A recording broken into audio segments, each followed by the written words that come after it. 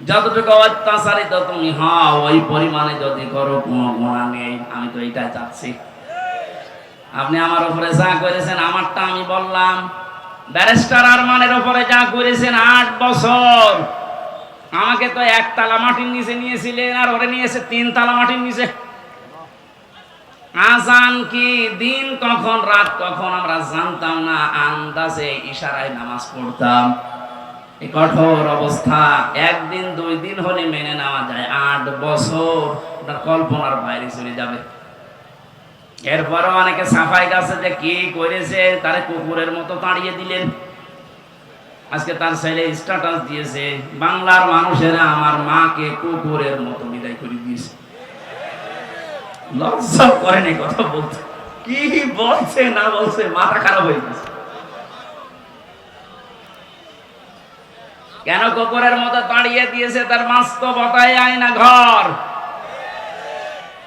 আমার যতটুকু বাস্তব জ্ঞান আছে, এদেশের 18 কোটি মানুষকে যদি জালেমরা যা করেছে, 18 কোটি মানুষ সবাই বলে আমরা মাফ করে দিলাম, উদার হয়ে। ব্যারিস্টার আরমানের বউ জীবনও মাফ করবে না।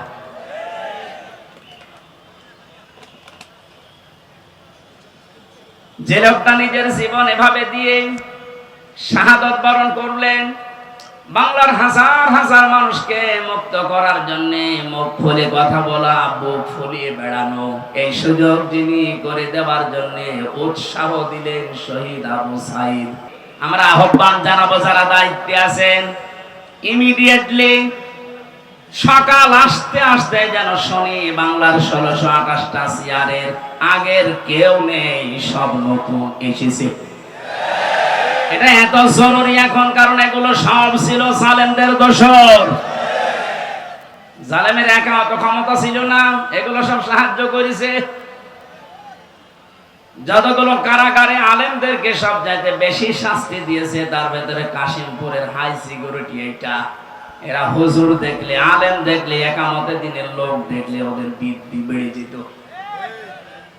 অন্যান্য মানুষ মার্ডার করে এসেছে, তারা সারাদিন ঘুরে বেড়ায়। আর আমার মূল্য চুরি মামলা 24 ঘন্টা ফাঁসির কন্ডেম সেলের ভেতরে তালা লাগিয়ে রাখে, এরপর আবার সিসি ক্যামেরা দিয়ে রাখে, আমার সাথে কেউ কোনো কথা না বলে। এমনি মুখ দিয়ে কথা বের হচ্ছে, ভেতরে কত জ্বালা বলেন তো আমার। আমি আহ্বান জানাবো, 1,10,000-এর উপরে এখনো পর্যন্ত বাংলার বিভিন্ন কারাগারে মানুষ বন্দী আছে। এর ভেতরে আমার মনে হয় 100 জনের 70 জনই তার মামলা সম্পর্কে আমার মতো জানি না। আমি যেমন 3 বছর পরে মুক্তি পেয়েছি, ওরাও দেখবেন 3-5 বছর 10 বছর পরে এমনি মুক্তি পেয়ে যাবে। শেষে প্রমাণ